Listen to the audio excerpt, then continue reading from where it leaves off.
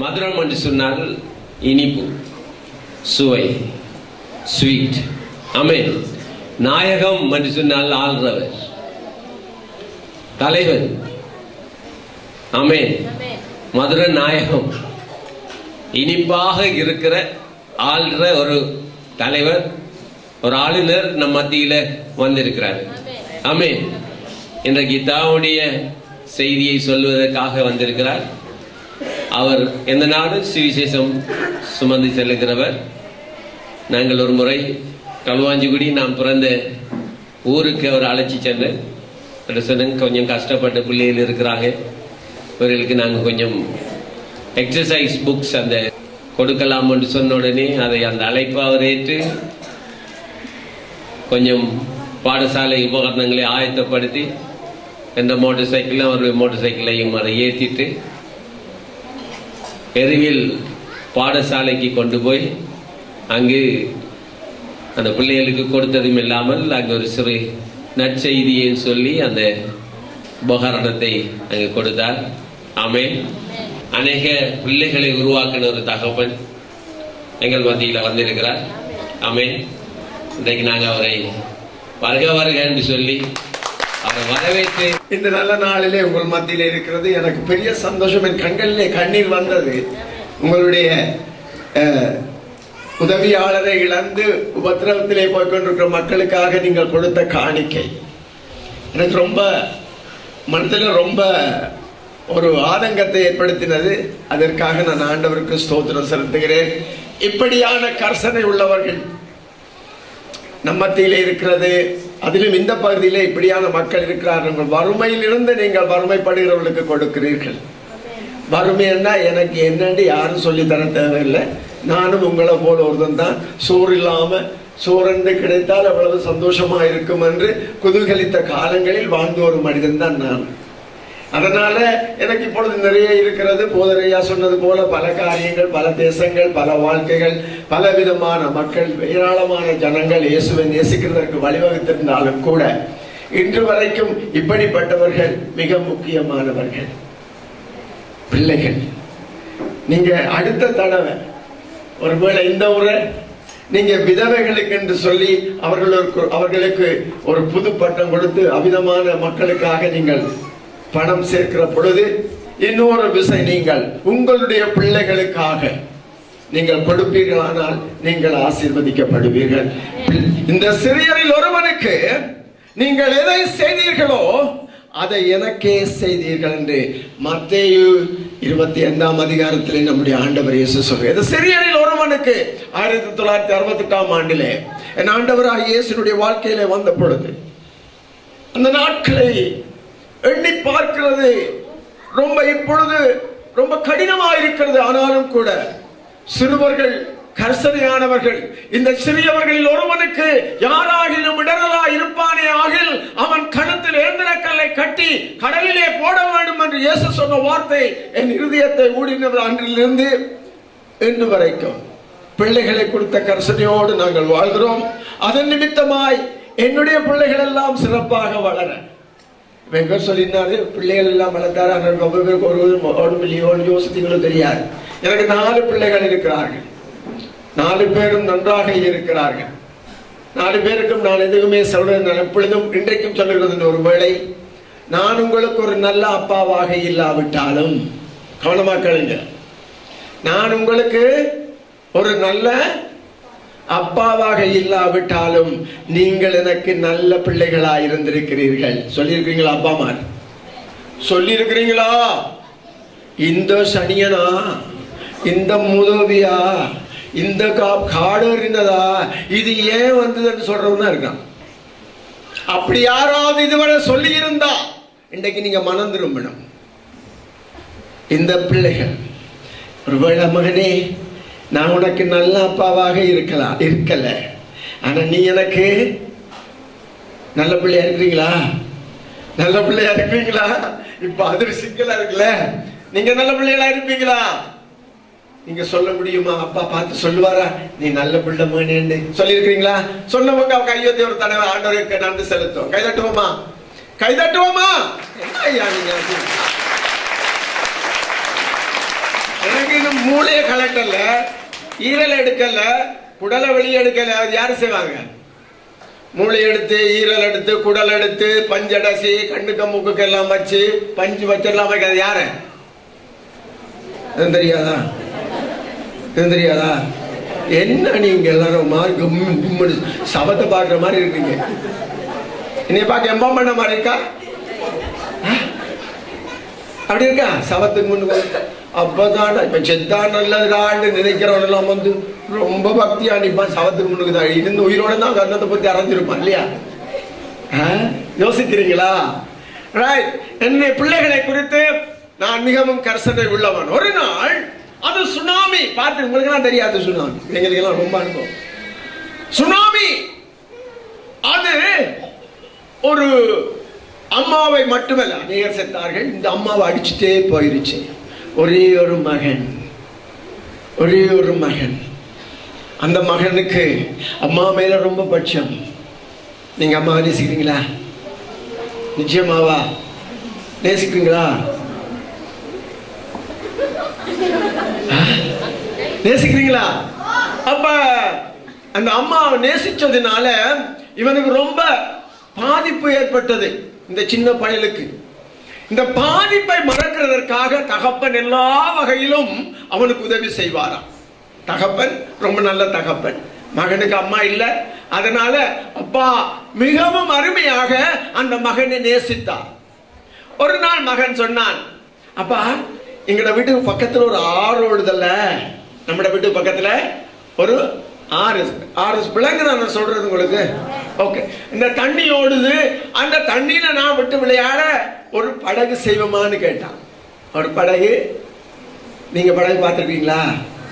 உங்களுக்கு சொல்லவா வேணும் இல்லையா? உங்களை சுத்தியே தண்ணி இருக்கு, மீன் பிடிக்கிறது, படகு எல்லாமே நமக்கு ரொம்ப நல்லா தெரியும். ஒரு படகு செய்வோம், அழகான ஒரு படகு. அவர்கள் எடுத்தார்கள், மரத்தை கோதி கோதி கோதி அதற்கு பாய்மரம் நட்டு பாய்களை வைத்து வடிவாக பார்த்தோம். ரொம்பவும் அழகா இருந்தது. நீங்க அழகா இருக்க விரும்புறீங்களா? அழகா இருக்க விரும்புறீங்களா? அழகா இருக்க விரும்புறதுக்கு ஒரே ஒரு, நான் பூச்சி மருந்து விற்க வரல, வெள்ளையானதுக்கு மருந்து விற்கல இல்லையா, அழகாகிறதுக்கு மருந்து விற்க வரல.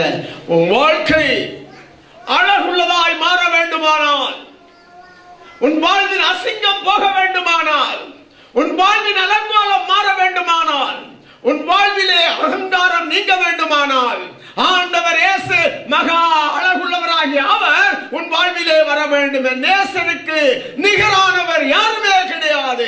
அவர் அழகிலே சிறந்தவர். நீங்கள் உன்னத பாடலிலே பார்ப்பீர்களே, ஆனால் என் நேசருக்கு ஈடான அழகானவர் யார்?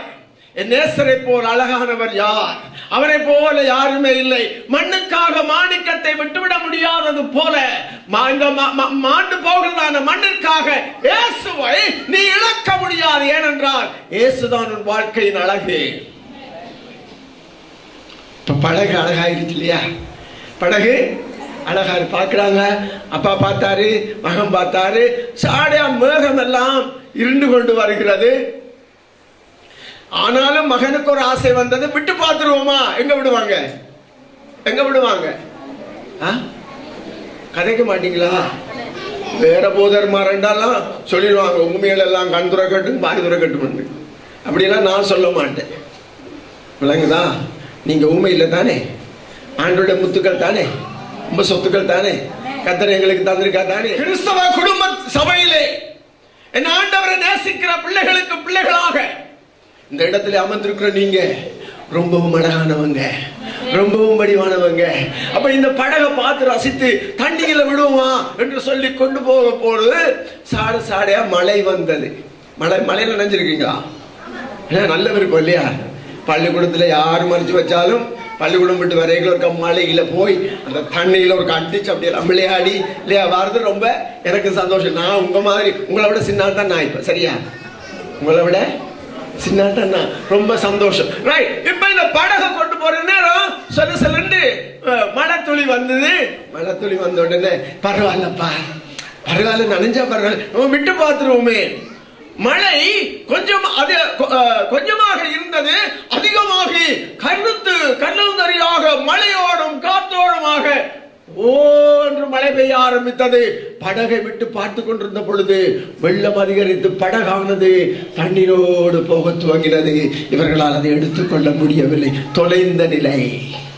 படகு பொழுதுங்க, படகுங்க வெள்ளத்தோடு போயிடுச்சு. இன்னைக்கு அநேகர் இந்த உலகமாகிய வெள்ளத்துல போய்கிட்டே இருக்கிறாங்க. பெரியவங்களுக்காக இப்ப பேசுறேன். வெள்ளம், இந்த உலகத்தில் வெள்ளத்திலே நீ அடித்து செல்லப்பட்டு கொண்டிருக்கிற இந்த வேளையிலே உனக்காகவும் எனக்காகவும் ஒரு நல்ல செய்தி இருக்கிறது. சரி, இப்பொழுது படகு வெள்ளத்தோடு போய்விட்டது. படகு வெள்ளத்தோடு போன பிறகு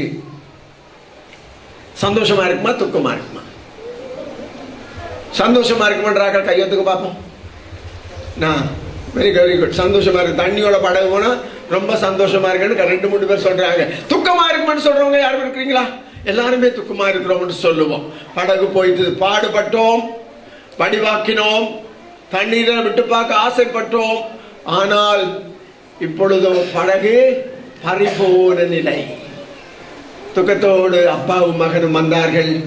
மகனை தேற்றுகிறதற்காக எல்லா காரியங்களையும் சொன்னார். மகனுக்கோ துக்கம் போகவே இல்லை.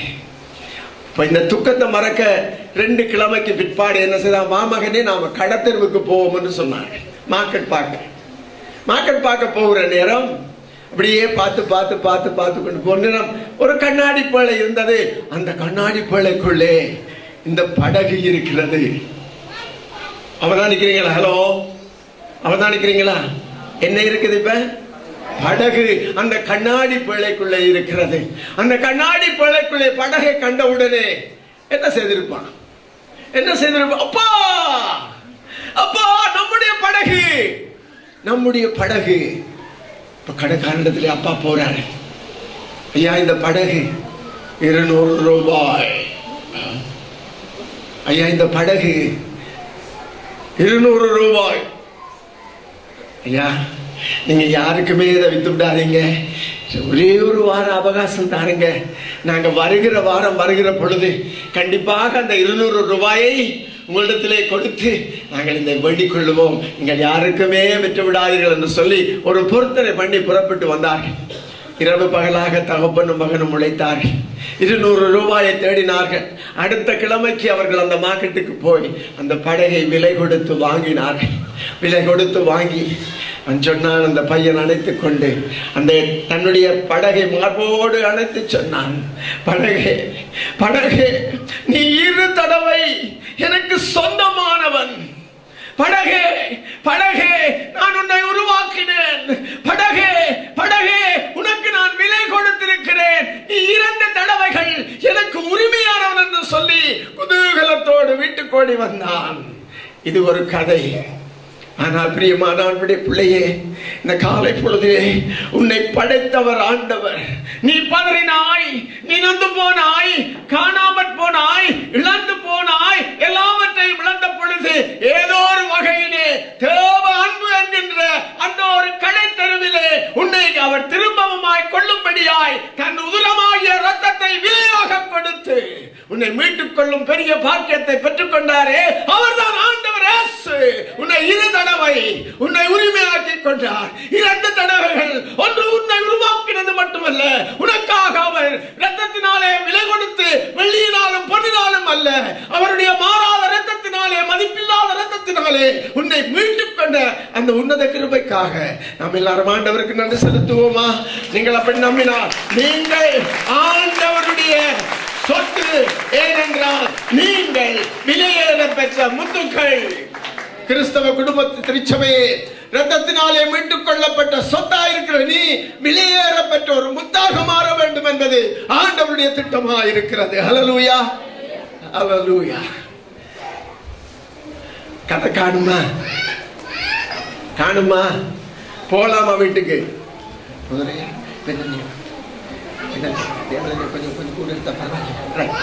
நான் எல்லா இடமும் போவேன். போற இடமெல்லாம் ஒரு கூட்டாளியை கூட்டிட்டு போவேன். போற இடமெல்லாம் ஒரு கூட்டாளியை கூட்டிட்டு போவேன். எப்படி பார்த்துருக்கீங்க? இந்த முகமாரி இருக்கா? தெரியுதா? பின்னுக்கு இருக்கிறாங்க தெரியுதா? இங்கெல்லாம் பவர் பாயிண்ட் இருக்கு. But I have by that time the power goes, I was disappointed. That's all. I know I don't need that. சரியா? இது எப்படி இருக்கு? பார்த்துருக்கீங்களா? அப்படி ஒரு படம் என்ன போல இருக்கா? என்ன பார்த்துருக்கீங்களா? நீங்க நான் தான் காட்டிருப்பேன். சரியா? பார்த்துருக்கீங்க? பார்க்காதாக்கள் பார்த்தாக்கள் என்ன மன்னிச்சுக்கலுங்க. சரியா? பார்க்காதாக்கள் எப்படி அம்மா இருக்கு? ஐயா உடம்பு மாதிரி இருக்கா? கொஞ்சம் காலையில யாரு கண்ணாடி பார்த்தீங்க? காலையில யாரு கண்ணாடி பார்த்தீங்க? அடே அப்பா, நான் என்ன குறைஞ்சது இன்னைக்கு காலையில மட்டும் 6 தடவை பார்த்துட்டேன். அதானா இவருக்கு வேலையோ அப்படின்னு நீங்க யோசிக்கிறீங்க. கடைசியா இறங்கி காரிலும் இருந்த கண்ணாடியை பார்த்து நான் உள்ளுக்கு வந்தேன். ஏன் கண்ணாடி பாக்குறீங்க? கண்ணாடி ஏன் பார்த்தீங்க? வடிவா இருக்கிறேனா? அழகா இருக்கிறேனா? என் தலை தரதல மாறி இருக்கு, அதை சரியாக்கி இருக்கிறேனா? அப்படி என்னெல்லாம் பார்த்துக்கிறேன். இப்படி இருக்கிறா பாருங்களேன். எப்படி இருக்கிறாரு? எப்படி இருக்கிறாரு இவரு? இவர்ல இந்த வடமுகத்துல என்ன தெரியுது சொல்லுங்க? எல்லாருக்கும் தெரியுதா? கீழே இறங்கி வந்துருவேன். சரியா? தெரியுதா? ரைட். அப்ப என்ன தெரியுது சொல்லுங்க? கோபமா இருக்குது. வீட்டுல அப்பா சில விட வராருண்டா, அப்பாட முகத்தை பாருடி, வராருடி, அம்மா பாருடி. எப்படி? வேற என்ன சொல்லுங்க பாப்பா? வேற என்ன சொல்லுங்க பாப்பா? வேற என்ன தெரியுது? வேற என்ன தெரியுது? ஒரு ஏமாற்றம், ஒரு நொந்து போன நிலை, ஒரு கவலையான முகம், ஒரு சோர்வான முகம், கொடூரமான முகம், அநீதியான முகம், அடாவடித்தனம் நிறைந்த முகம். வேற என்ன சொல்லலாம்? அகங்காரம், ஆணவம், டாம்பிகம். அதை விட என்ன யாரும் என்னாலும் செய்ய இயலுமா? நான் இல்லாட்டி சபையே இல்லைன்னு சொல்றேன் இருக்கிறேன். அப்படி இருக்குங்களா? இல்லை நினைக்கிற இந்த சபையில பரவாயில்ல. அப்ப இப்படி இருக்கிற ஒருவரை நான் என்னோட கொண்டு திரிகிறேன்னா என்ன பத்தி நீங்க என்ன நினைப்பீங்க? என்னடா இவருக்கு வேற கூட்டாளி இல்லாம இப்படிப்பட்ட ஒருத்தனை பிடிச்சுக்கிட்டாரே அப்படின்னு நீங்க நினைக்கிறீங்க. இப்ப ஆனா இப்படியான ஒண்ணுதான் ஆண்டவராகிய இயேசு இப்படி செஞ்சாரு. இப்ப எப்படி இருக்கு? சிரிக்கிறீங்களா? நீங்க வேற பார்த்தே சிரிச்சிருவீங்க. சிரிக்கிறீங்களா? எப்படி இருக்கு? எப்படி இருக்கு? அம்மா தெரியுதா உங்களுக்கு? எப்படி மாறுவீங்களா நீங்க? இப்படியான ஒரு நபராக ஆண்டவர் நம்மை மாற்ற விரும்பினார். அதனாலதான் நான் சொன்னேன், நீங்க எல்லாரும் வெளியேற பெற்ற முத்துக்கள். ஏனென்றால் அவருடைய பரிசுத்த ரத்தத்தினாலே வாங்கின சொத்துக்கள். சரியா? ஆண்டவருக்கு ஸ்தோத்திரம். எப்படி அப்படி இருக்க விரும்புறீங்களா? அப்படின்னா இன்னைக்கு பூமியில நீங்க இப்படி இருக்க விரும்புறோம், நடநடையா பாதாளம் போயிடுவோம். பாவத்துல, பாவத்தின் பலாபனில், அவன் பழக்கத்துல, அவன் பாரத்தால முகமெல்லாம் நொந்து, முகமெல்லாம் மாறி, இவன் ஏயா நமக்கு இதுதான் ஒரு கட்டம் போல நீங்க மாறிடுவீங்க. ஆனா இயேசுவின் வாழ்க்கையில வரும் பொழுது உங்களை அழகானவராக மாற்றுவார். நேசர் மற்ற நேசர்களை விட எதுதான் சிறந்தவர்? என் இயேசு மற்ற நேசர்களை விட எதுதான் சிறந்தவர்? அவர் பள்ளத்தாக்கின் லீலி, அவர் காலை விடிவெள்ளி, அவர் தலை தங்கமயமானது, அவர் தலைமுடி சுருள் சுருளானது, அவருடைய மேனி அலங்காரமானது, அவர் காலை விடிவெள்ளி 10,000 பேரில் சிறந்தவர், பாதங்கள் நோகிற பொழுது மக்களுக்காக கடல் மேல் நடந்தவர். அது மாத்திரம் அல்ல, வியாதிப்பட்டவர்களை, வேதனைப்பட்டவர்களை தன்னோடு அள்ளி அணைக்க ஆசைப்பட்ட உத்தமமான மேன்மையான ஒரு நண்பனுக்கு நீ பிள்ளையாக வர வேண்டும் என்பது ஆண்டவருடைய திட்டமாயிருக்கிறது. எத்தனை பேர் சந்தோஷப்படுறீங்க? இது ஒரு சம்பவம், இது ஒரு கதை, இது ஒரு படம். தலை தங்கமயமானவர் தலை மூடி சுருளானவர், தலை தங்கமயமானவர், தலை மூடி சுருளானவர், வெண்மையும் சிவப்புமானவர், என் வேந்தனேசு தானவர். இயேசு அவர் வேந்தனாக உன் வாழ்விலே வர வேண்டும். மன்னாதி மன்னனாக மட்டுமல்ல, அவர் உன்னை நடத்துகிற எஜமானனாக உன்னுடைய வாழ்விலே வர வேண்டும். இன்றைக்கு உங்களுடைய போதரையா என்னை நோக்கி சொன்னாரு, நீங்க சுவிசேஷம் சொல்லிக் கொடுக்க வேண்டும், இவர்கள் சுவிசேஷங்களாக மாற வேண்டும் என்று எனக்கு சொன்னார்கள். எனக்கு என்ன சொல்றதுன்னு தெரியல. சுவிசேஷம் சொல்றதுக்கு பல முறைகள் உண்டு. நாம ஏன் சுவிசேஷம் சொல்லணும்? நாம எதற்காக சுவிசேஷம் சொல்லணும்? உங்களுக்கு வாழ்க்கையில சுவிசேஷம் சொல்லப்பட்டதா? உங்களோட வாழ்க்கையில சுவிசேஷம் சொல்லப்பட்டதா? ஆனதுனாலதான் நீங்க இங்க இருக்கிறீங்க. இல்லாட்டி எங்க இருப்பீங்க? செல்லம் தியேட்டருக்கு இருப்பீங்க. என்ன சொல்றீங்க? சுவிசேஷம் சொன்னதுனாலதான் நீங்க கிறிஸ்தவ குடும்ப திருச்சபையில இருக்கிறீங்க. சுவிசேஷம் ஏன் நாங்கள் சொல்ல வேண்டும்? சுவிசேஷம் என்ன சொல்லணும்? ஏன் சொல்லணும்? நீங்களும் நானும் இந்த சொல்லுகிற சுவிசேஷத்தினாலே ஒரு மனிதனுடைய நித்திய காலம் நிர்ணயிக்கப்படுகிறது. அதனால தான் நாங்க சுவிசேஷம் சொல்லுவோம்.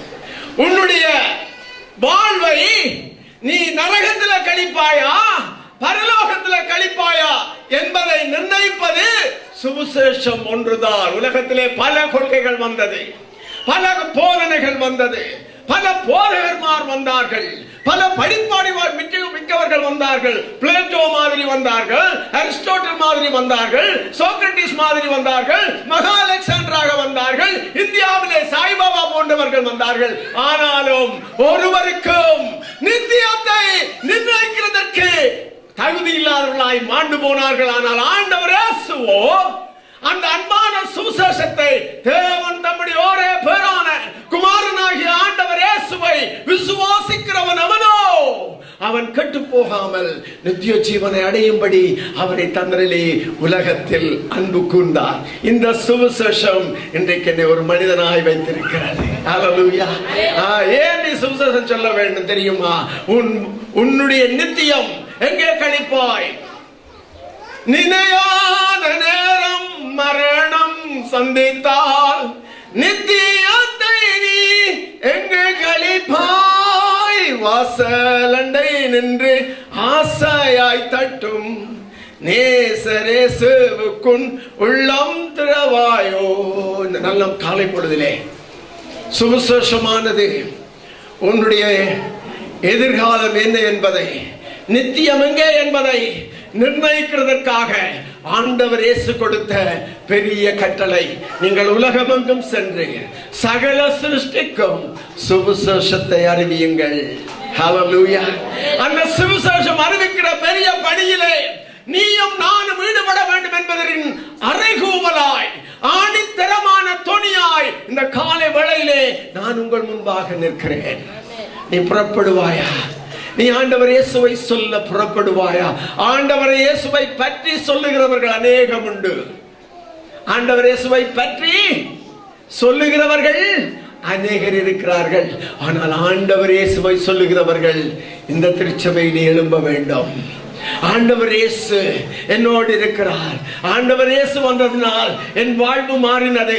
ஆண்டவர் இயேசு வந்ததினால் என் வாழ்க்கையிலே இருந்ததான துர்க்குணம் மாறினது மட்டுமல்ல, ஐயா, என் வாழ்வை நித்தியத்தின் லட்சணத்தோடு கூட நிம்மதியாக இந்த பூமியிலே வாழ வைத்திருக்கிறார். நித்தியத்தின் லட்சணங்களோடு கூட என்னை இந்த பூமியிலே வாழ வைத்திருக்கிறார். அந்த இயேசுவை உங்களுக்கு சொல்லட்டுமான்னு கேட்டு பாருங்க. கண்டிப்பா எல்லாரும் அடிக்க மாட்டான், உதைக்க மாட்டான். இன்னைக்கு ஏன் அடிக்கிறான் தெரியுமா? நம்மளுக்கு அடிச்சுட்டாங்க ஐயா, உடைச்சுட்டாங்க ஐயா, கொளுத்திட்டாங்களையான்னு சொல்ல எங்களோட முண்டிக்குள்ள வருவாங்க தான், இல்லைன்னு சொல்ல வரல. நாம செய்ய வேண்டியதான வேலையை விட்டுட்டு செய்ய முடியாத வேலையை செஞ்சு அடிக்க தானே வருவான். உண்ட கடவுள் எல்லாம் போய் விட்டு விட்டு எடுத்துரிஞ்சிரு, இதெல்லாம் வைக்கக்கூடாது, சுனியம் எடுக்கணும், பெல்லி எடுக்கணும், பேயெல்லாம் எடுக்க தேவையில்லை, நீங்க எடுக்கணும். சார் ஒரு வேளை நான் பிள்ளையா சொல்றேன்னு யோசிக்காதீங்க. நம்மளை பேய பில்லி சுனியம் எடுக்க ஆண்டவர் விடல. நம்ம கண்டா என்ன செய்யணும்? பேசாஸ் எல்லாம் நம்ம கண்டா என்ன செய்யணும்? நாம இப்ப இல்ல ஓடுறோம், பேபிசாசை கண்டு நாம ஓடுறோம். எல்லாரும் சொல்லுவாங்க, மதுரனா நீ பெரிய பிழையான உபதேசம் பண்ற, பேய கலைக்க சொல்லியிருக்காரு. கலைக்க சொல்லியிருக்காரு இல்லாது பேய கண்டு ஓடவா சொல்லியிருக்காருன்னு நீ கலைக்கிறதுக்கு நான் போக பயமா இருக்கு. இன்னைக்கு அதுகள் அல்ல முக்கியம். சரீர சுகம் தேவையான ஒன்று. நீ சுவிசேஷத்தை சொல்லிப்பார், பூரணமான ஒரு மனிதன் ஆவி ஆன்மா சரீரம் குணமடையும். அதற்கு நான் சாட்சி. நான் இல்லாததை சொல்லல. மொட்டந்தலைய முடி வளர எண்ண விக்க இயலாது. பட்ட கரையே காகம் மாறி வெள்ளையானவே. காகம் மாறி வெள்ளையா? வெள்ளையா வாண்டு கிரீம் விக்க இயலாது. அதனாலதான் நான் துணிவா சொல்றேன். ஆண்டவராகிய இயேசுவினுடைய நற்செய்தி ஒன்றுக்கு தான் உன்னுடைய நித்தியத்தை நிர்ணயிக்கிறதற்கான உரிமை இருக்கிறது. அதற்காகத்தான் என் ஆண்டவராகிய இயேசு சிலுவைக்கு சென்றார். என் நேசராகிய இயேசு அவர் அழகானவர், அவர் சௌந்தரியமானவர், 10,000 பேரில் சிறந்தவர். தேவ மகிமையை விட்டு மண்ணிற்கு மனுக்குலம் எடுத்து பாரமான சிலுவையை சுமக்க தன்னை ஒப்புக் கொடுத்த ஒரே காரணம் உன்னுடைய நித்தியம் தன்னோடு இருக்க வேண்டும் என்பதற்காக, உன்னுடைய நித்தியம் தன்னோடு கணிக்கப்பட வேண்டும் என்பதற்காக, உன்னுடைய நித்தியம் நரகத்திற்கு போகக்கூடாது என்பதற்காக, உன்னுடைய நித்தியமானது நீ பிசாசுகளோடு சஞ்சரிக்க வேண்டும் என்பதற்காக அல்ல அவர் சிலுவைக்கு போனது.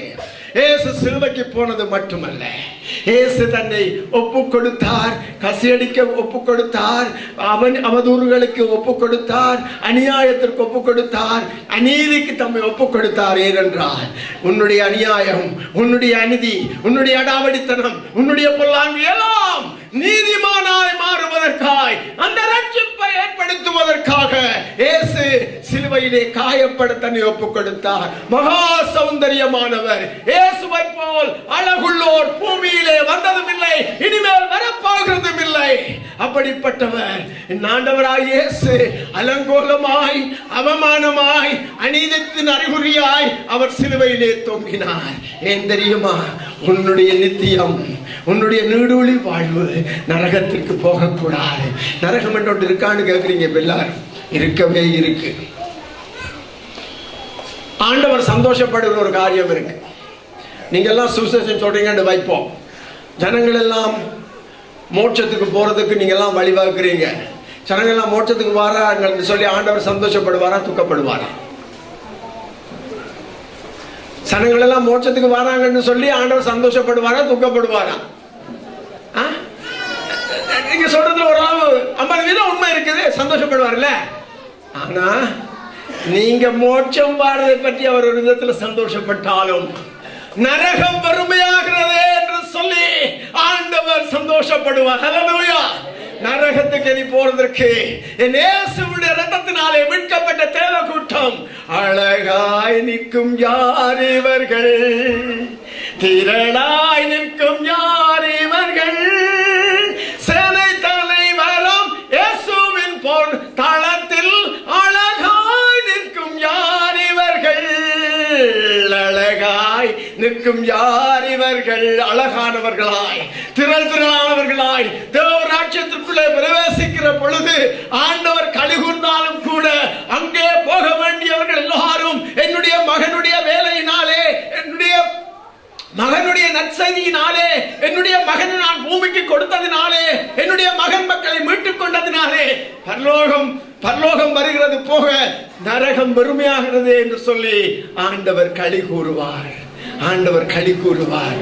1 தாலந்தோ, 2 தாலந்தோ, 5 தாலந்தோ உபயோகித்தோ, பெரிதானதோ சிறிதானதோ சிரேஷ்ட பணி செய்து முடித்தோர் அழகாய் நிற்கும் யார் இவர்கள். எல்லாரும் பாடுவோமா? திரளாய் நிற்கும் யார் இவர்கள், சேனை தலைவரும் இயேசுவின் போர் தளத்தில் அழகாய் நிற்கும் யார் இவர்கள். நீங்கள் அந்த வரிசையில நிக்க விரும்புறீங்களா? அந்த வரிசையில நீங்க நிக்க விரும்புறீங்களா? நீங்க தனியா நிக்கலாதம்மா. ஐயா, நீ தனியா போகலாம். அந்த வரிசையில நீ ஆண்டவரோடு கூட வாழுகிற வாழ்க்கையின் நிமித்தமாக அயலவர்களையும் உன்னோடு அழைத்து கொண்டு போவதுதான் நற்செய்தி அறிவிக்க வேண்டும். அயல்வர்களையும் உன்னோடு அழைத்து கொண்டு போவதற்காகத்தான் நாங்கள் நற்செய்தி அறிவிக்க வேண்டும். அங்கே நாங்கள் பார்க்கிற பொழுது இந்த தனிமையிலும் வறுமையிலும், அவர்கள் தனியிலும் வறுமையிலும், உன்னுடைய வாழ்க்கையிலே இன்றைக்கு நான் பிரசங்கம் பண்ண வரவில்லை, நீ இயேசுவை ஏற்றுக்கொண்டால் உனக்கு எல்லாம் கிடைக்கும், எல்லாம் வரும், எல்லாம் வரும். ஆனால் உனக்கு வருகிறதெல்லாம் உன்னோடு இருப்பதற்காக அல்ல, உன்னோடு வருவதெல்லாம் உன்னோடு இருப்பதற்காக அல்ல, அது மற்றவர்களுக்காகத்தான் உன்னிடத்திலே கொடுக்கப்படுகிறது, மற்றவர்களுக்காக. நாங்கள் படித்து ஒரு பாடல் ஒன்று இருக்கிறது, அந்த பாடலை நான் படித்து பார்த்த பொழுது அவர்கள் எல்லாரும் வெள்ள அங்கி தரித்தவர்களாய் பரலோக ராஜ்யத்திலே சமீபித்து வந்த பொழுது அவர்களுடைய துக்கம் சந்தோஷமாய் மாறினது. அவர்களுக்கு வியாதி இல்லாமல் போனது, அங்கே இரவு இல்லாமல் போனது, அங்கே சகல விதமான சந்தோஷங்களினாலும் நிரம்பும் ஒரு சூழ்நிலை வந்தது. அந்த பரலோகத்தின் வாழ்வு அதை நீ பூமியிலே அனுபவிக்க வேண்டும். செத்த பிறகு பரலோகம் காட்டுறவன் கடை பேர் தருவான். செத்த பிறகு பரலோகம் காட்டுறவங்க செத்தா அங்க போவ, நீ செத்தா அங்க போவ. செத்தா அங்க போறது மண்ணுக்காம போறது இல்லையா? செத்தாங்க போறது. கண்மூடினா மண்ணோடு, ஆனா தேவ பிள்ளையே நீ கண்மூடினால் விண்ணோடு. விளங்குதா நான் சொல்றது? நீ கண்மூடினா மண்ணோடு போவாய், உண்மைதான். ஆனால் நீ கண்மூடும் பொழுது விண்ணோடு போவாய். உன்னை ஆண்டவர் அபிதமான ஒரு நிலைமைக்கு அழைத்திருக்கிறார். நீ புதைப்பது அல்ல, உன்னுடைய வாழ்வை புதைப்பது அல்ல, உன்னுடைய வாழ்வு விதைக்கப்படுவது. எல்லாரும் அடக்க ஆராதனை என்று சொல்லுவாங்க, அது அடக்க ஆராதனை இல்லையம்மா, உன்னுடைய வாழ்வின் தொடக்கம் அங்கதான் இருக்கிறது. அங்கே சொல்லுகிறாங்க முடிஞ்சு போச்சையா, இதெல்லாம் முடிந்தது என்று சொல்லுவார்கள். ஆனால் மரணம் முடிவு அல்ல, அது உன்னுடைய விடிவு. நீ ஆண்டவரை நேசிக்கிற பிள்ளையே, நான் இந்த காலை பொழுதிலே நீ இறந்த பிற்பாடு பரலோகம் போக வேண்டும் என்று சொல்ல வரவில்லை. நீ பூமியிலே பரலோகத்திலே இருக்க வேண்டும். நீ பூமியிலே உன் வாழ்வை பார்க்கிறவர்கள் இவர்கள் பரலோக வாசிகள் என்று சொல்ல வேண்டும். ஜான் ஃபிளெச்சர், ஸ்காட்லாந்து தேசம் அகப்பட்டு குடிவரியிலே சிக்கப்பட்டு அந்த தேசம் பாழாப்பட்டு குயின் மேரி என்கின்றவனுடைய ஆதிக்கத்திலே அங்கலாய்ப்பில் இருந்த பொழுது ஒரு மனிதன் எழும்பினான். அவனுடைய பெயர் ஜான் ஃபிளெச்சர். அவன் சொன்னான், நான் பூமியிலே சஞ்சரிக்கிற பரலோகவாசி என்று சொன்ன பொழுது குயின் மேரி அவள் அந்த ராசாத்தை முட்டுப்பட நடுங்கினாள். இன்னொரு மனிதன் ஒரு சூழ்நிலையிலே வந்தான். அவனுடைய பெயர் ஜான் நாக்ஸ். ஆண்டவரே, ஸ்காட்லாந்து தேசத்தை எங்களுக்கு தாரும், இல்லையானால் நான் சாகட்டும் என்று சொன்னார்கள். ஏனென்றால் சுவிசேஷம் அவ்வளவு பெருமதியானது. ஆனால் இன்றைக்கு நீங்கள் நானும் சோர்வடைந்தவர்களாக இருக்கிறோம். இயேசுவை சொல்ல மறுக்கிறோம், மறுதலிக்கிறோம். சபைக்கு வருகிறோம், நல்லது. போதகரை கண்டால் சலாம் வைக்கிறோம், நல்லது. ஆனால் ஒரு நாளைக்கு ஒருவருக்காவது இயேசுவை சொல்லி இருக்கிறோமா? இயேசு உன்னை நேசிக்கிறார் என்று சொல்லுங்கள். இயேசு உங்களை நேசிக்கும் பொழுது ஆண்டவர் நிச்சயமாக நம்மை நேசிக்கிறதற்கு ஆட்களை தருவார், நமக்கு உதவி செய்ய ஆட்களை தருவார். உன்னுடைய வறுமை நீங்கும், உன்னுடைய வியாதி நீங்கும், உன்னுடைய வேதனை நீங்கும். உன் பிள்ளைகள் உன்னை போல் வருவார்கள். உன்னுடைய மனைவி கனிதரும் திராட்சை கொடியா இருப்பார். உன்னுடைய பிள்ளைகள் ஒலிவ மர கன்றுகள் போல் இருப்பார்கள். இந்த திராட்சை கொடி என்று சொல்ற நேரம் எனக்கு ஒரு யோசனை வருகிறது. ஆரம்பத்தில் சொல்லுவாங்களாம், அவள் அழகான கொடி என்பார்கள். அவள் கொடி என்பார்கள். கொஞ்ச காலம் போன பிற்பாடு மொத்தமாக வந்துடும் கொடியவள். விளங்குதான் சொல்றேன், கொடியவள் வந்துடும். அப்படியெல்லாம் இருக்குது. ரொம்ப ஜாக்கிரதையா இருப்போம். இன்றைக்கு இந்த நல்ல நாளிலே பிரியமான பிள்ளையே, சுவிசேஷம் அறிவிக்க வேண்டும். ஏனென்றால் நான் சுவிசேஷத்தை குறித்து வெட்கப்பட மாட்டேன். ஏனென்றால் முன்பு யூதரிலும் பின்பு கிரேக்கரிலும் விசுவாசிக்கிறவன் எவனோ அவன் கெட்டு போகாமல் நித்திய ஜீவன் அடைவதற்கு அது தேவபலனாய் இருக்கிறது என்று ரோமருடைய புத்தகத்திலே நாம் படிக்கிறோம். நான் ஒரு ஆண்டவருக்காக புறப்பட்ட ஒரு கடனாளி. ஆண்டவர் எனக்காக செய்து முடித்தார் அந்த பெரிய காரியத்தை. எனக்காக நான் கொடுக்க முடியாததை என் ஆண்டவர் எனக்காக கொடுத்து தீர்த்தாரே, அதை நான் திரும்ப கொடுக்கும்படியா இருக்கிறதுக்கு ஒப்படைக்கப்பட்ட ஒரு கடனாளி. கடனாளி என்றால் நமக்கு தெரியும். நாம் எல்லாரும் பேங்க்ல போய் அடகு வச்சிருக்கோம். நானும் வச்சிருக்கிறேன், நீங்களும் வச்சிருப்பீங்களோ தெரியா? அடகு வச்சிருக்கீங்களா? அடகு வைக்க போவீங்களா? நாங்கெல்லாம் கிறிஸ்தவ குடும்ப சபை ஒரு நாள் வங்கி பக்கமே போனது கிடையாதுன்னு சொல்லாதீங்க. போயிருக்கிறோம், சரியா? அடகு என்ன வைப்போம்? நம்முடைய பொருளை கொடுத்து கடைசியாக துண்டு தரோம், கொஞ்சம் காசு கொடுப்போம், அப்புறம் வட்டி மூலமாக வாங்கிக்கொள்ளலாம். மீள்ற நேரம் சொல்லுவோம் ரிடீம்டு, மீட்பு. நான் அடகு வைக்கப்பட்டிருந்தேன் பாவத்திற்கு, அதன் பலனுக்கு, அதனால் ஏற்பட்ட வியாதிக்கு, வியாதியினால் ஏற்பட்டதான விரக்திக்கு, விரக்தியினால் ஏற்பட்டதான மரண தற்கொலை பயத்திற்கு நான் அடகு வைக்கப்பட்டிருந்தேன். ஆண்டவராகிய இயேசு எனக்காக ரத்தம் சிந்தினார். எனக்காக அவர் எல்லா விதத்திலும் எனக்காக செய்து முடித்த அந்த பெரிய காரியத்தின் நிமித்தமாய் சிலுவையிலே நேசம் தொங்கி என்னை ஆக்கிரமித்து என்னை ஆசீர்வதித்து எனக்கு கொடுத்ததற்கு நான் என்னையா கொடுப்பேன்? நான் ஒரு கடனாளி. என் ஆண்டவர் எனக்கு நிறைவேற்றி முடித்த அந்த பெரிய தியாக திட்டத்திற்கு ஈடாக நான் எதை கொடுப்பேன்? நான் ஒரு கடனாளி. என் இயேசுவை சொல்வதை தவிர எனக்கு வேற கடன் நிற்கும் வழிமுறையே தெரியாதம்மா. நான் கடனாளி. இரண்டாவதாக, நான் ஆண்டவருடைய வேலையிலே ஒரு பங்காளியாயிருக்கிறேன். பங்காளிகள் எல்லாரும் எப்போதும் எதிர்பார்க்கிறது என்ன? நமக்கு லாபம் கிடைக்கணும், இல்லையா? பங்கு தரகர் இல்லையா? பார்த்திருப்பீங்கல்ல, பங்காளிகள் நானும் நீங்களுமா சேர்ந்து ஒரு வேலை செய்கிறது. ஆண்டவரும் நானுமாய் பங்காளிகளாய் இருக்கிறோம். ஆண்டவருடைய தோட்டத்திலே நான் பங்காளி. ஆத்துமாக்கள் அறுவடை செய்வதற்கு, ஆத்துமாக்களை நான் தேடிக் கொள்வதற்கு, ஆத்துமாக்களை ஆண்டவருடைய ஒத்தாசையோடு தேவராஜ்யத்துக்கு கொண்டு வருவதற்கு நான் ஆண்டவருடைய பங்காளி. நான் ஒரு போராளி, நான் ஒரு கடனாளி, நான் ஒரு பங்காளி. கவனமா சொல்லிக்கணுங்க, சரியா? நான் ஒரு கடனாளி, நான் ஒரு பங்காளி. மூன்றாவதாக, நான் ஒரு போராளி. நான் ஆண்டவருடைய வேலைக்காக போராட புறப்பட்டவன். ஆண்டவருடைய வேலை கொடுமையானதுதான். நான் ஆரம்பத்திலே சொன்னது போல அந்தகார லோகாதிபதிகளோடு நமக்கு யுத்தம் இருக்கிறது. நாம் சர்வாயுத வர்க்கங்களை தரித்துக் கொள்ள வேண்டும். ஆண்டவருடைய போராளியாக நான் ஆண்டவருடைய வேதத்திலே காத்திருக்க வேண்டும். போராளியுடைய எண்ணம் என்ன தெரியுமா? என்ன நினைப்பான் போராளி? நமக்கு இந்த போராளி என்ற வார்த்தை ரொம்ப லேசான வார்த்தை, சதா காலங்களில் கேட்ட வார்த்தை, 30 வருஷமா கேட்ட வார்த்தை. சொல்லுங்க, போராளி என்ன நினைப்பான்? எப்படியாவது தோத்து போயிடணும், எப்படியாவது நம்ம பங்கருக்கு போட்டு சுட்டு தள்ளிடணும், அப்படி இருப்பானா? என்ன செய்வான்? என்ன செய்வான் போராளி? என்ன செய்வான்? பேச மாட்டீங்களா? போராளி என்ன சொல்லுவான்? என்ன சொல்லுவான்? போராளிக்கு என்ன நோக்கம் இருக்கு?